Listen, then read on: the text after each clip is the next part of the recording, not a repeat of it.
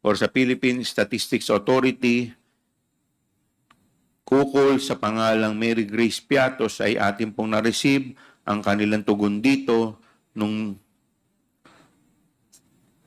dated November 25, 2024 at dito sinasabi nila na base sa kanilang record ay walang ipinanganak na Mary Grace Piatos ang pangalan. Alinsunod dito, tayo po ay sumulat upang isumite ang 677 pang pangalan na nakalagay sa acknowledgement receipt ng DepEd kung saan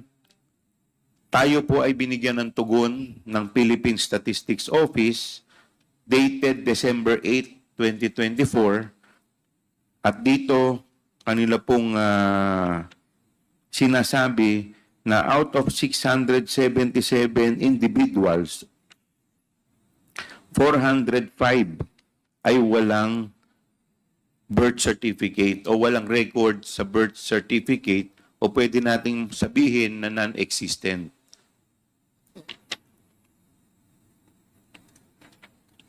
So, nandito po ang